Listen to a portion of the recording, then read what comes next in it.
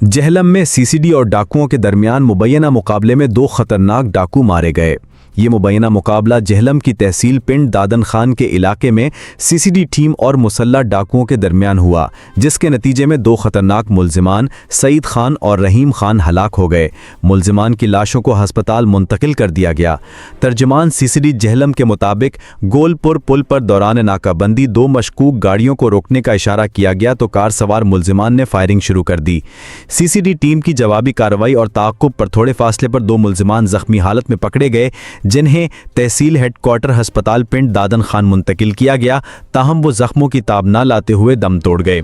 तर्जुमान का कहना है कि सईद खान और रहीम खान अपने ही साथियों की फायरिंग से जख्मी हुए थे।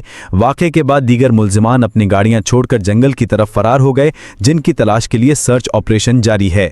हलाक होने वाले दोनों मुल्जिमान का ताल्लुक पेशावर से बताया जा रहा है, जबकि वो कत्ल, इक़दाम कत्ल, डकैती और कार्ड लिफ्टिंग जैसे संगीन मुकदमात में रिकॉर्ड याफ्ता थे। मुल्जिमान से असलहा और छीनी गई कारें बरामद हुई हैं।